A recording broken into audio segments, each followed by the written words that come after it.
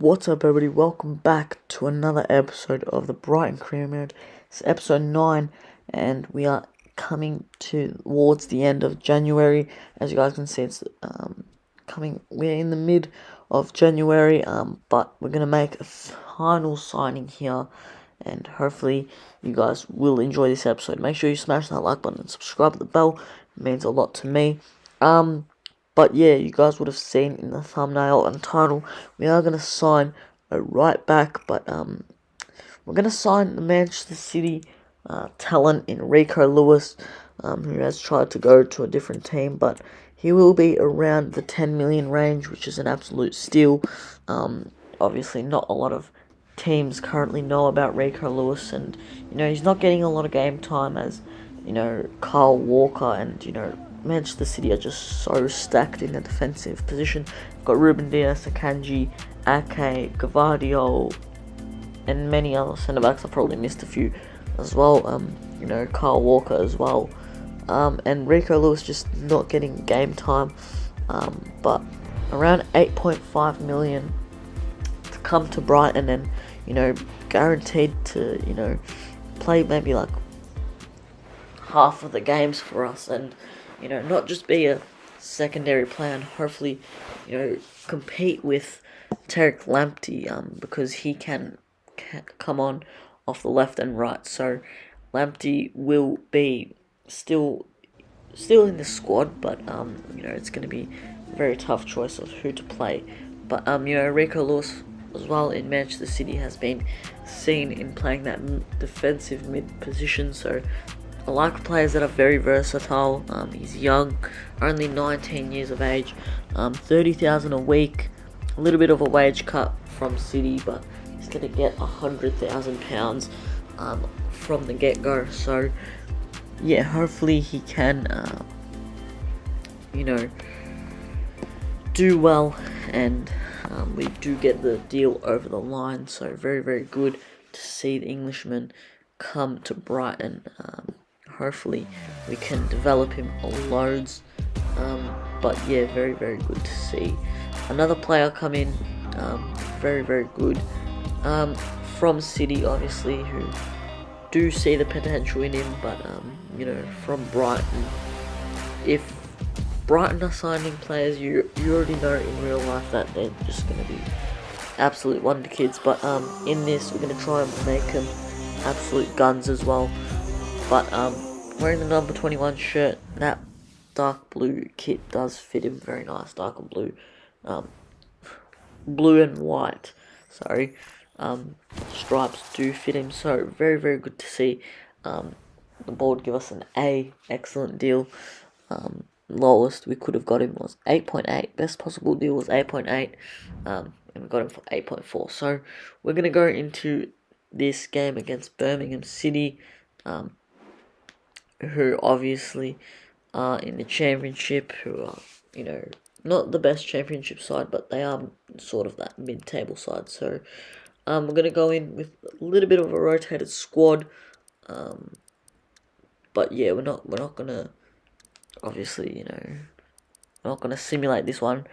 FA Cup is quite important. We've got to make the round of 16 to keep the board happy, and hopefully we can get to that stage. But we're gonna play this match against Birmingham and see how we go. We're playing at home, so Birmingham is gonna come all the way to the American Express Stadium. So I'm very excited to get the first game of the episode underway. But with that new signing, Rico Lewis, I actually didn't say if he was going to be starting or not, but we'll find out soon. New youngster, Carsaday, I believe he's saying his name.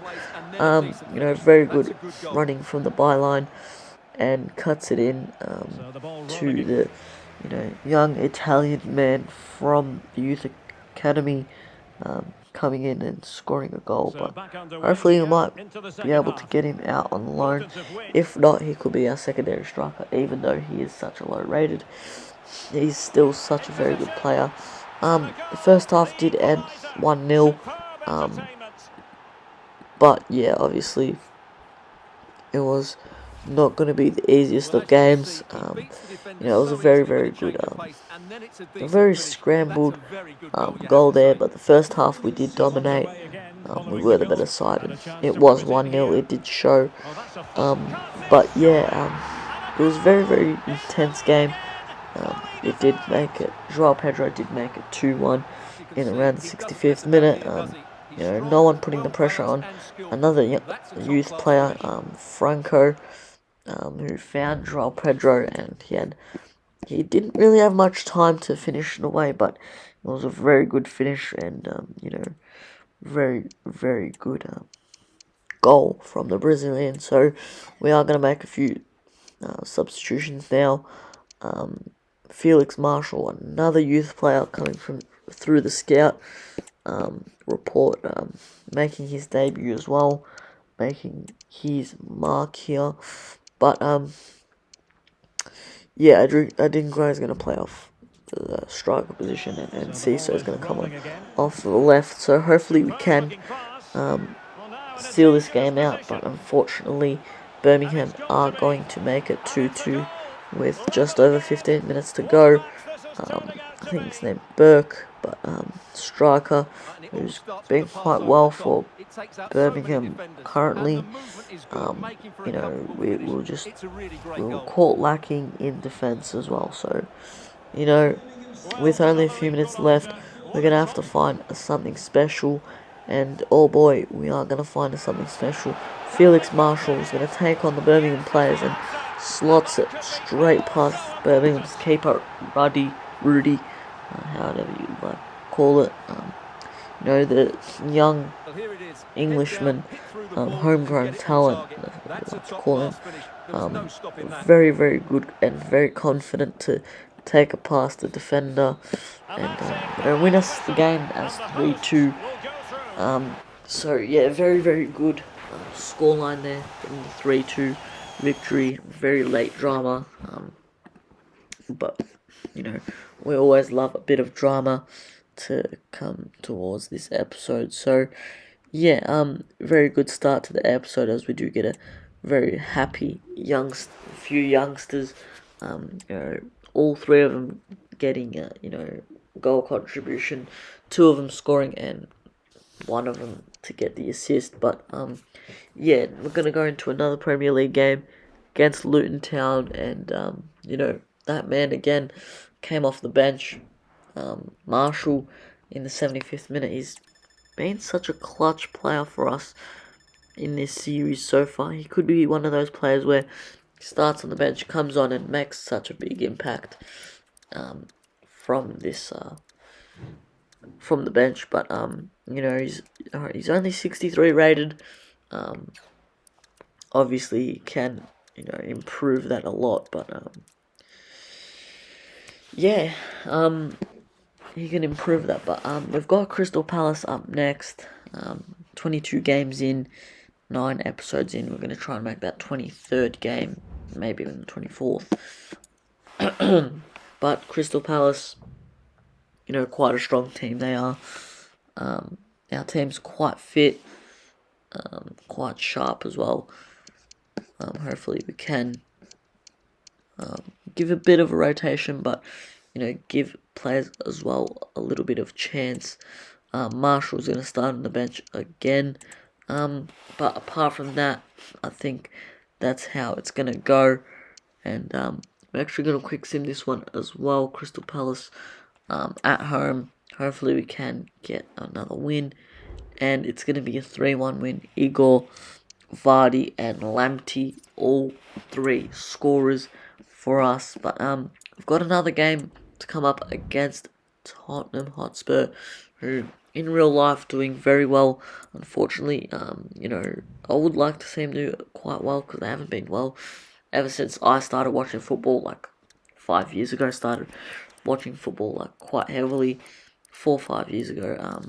But now I'm really into it, and Spurs are finally doing well.